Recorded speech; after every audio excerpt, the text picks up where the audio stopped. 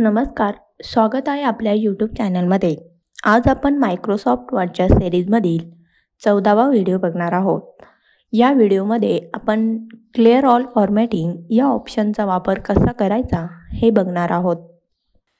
जर आपण आपल्या टेक्स्टला वेगवेगळे इफेक्ट दिलेले असतील, जसे की टेक्स्टला बोल्ड करणे, italic, underline, strike through, subscript, superscript, font size, change case, text effect आणि फॉन्ट कलर यापैकी कोणत्याही इफेक्टने किंवा यामधील सर्व इफेक्टने जर आपण टेक्स्टला फॉर्मॅटिंग केलेलं असेल आणि आपल्याला त्या टेक्स्टला पुन्हा त्याच्या मूळ इफेक्टमध्ये आणायचं असेल तर आपण क्लिअर ऑल फॉर्मॅटिंग या ऑप्शनचा वापर करू शकतो.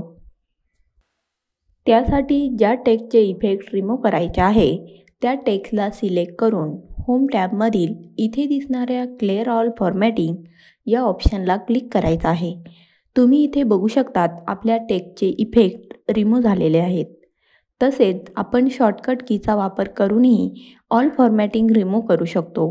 त्यासाठी ज्या टेक्स्टचा फॉर्मॅटिंग रिमूव्ह करायचा आहे त्याला सिलेक्ट करून कंट्रोल+ स्पेस बार क्लिक करायचा आहे. त्यामुळे आपल्या टेक्स्टचा फॉर्मॅट पुन्हा त्याच्या मूळ इफेक्टमध्ये येणार आहे. अशा पद्धतीने आपण क्लिअर ऑल फॉर्मॅटिंग या ऑप्शनचा वापर करू शकतो.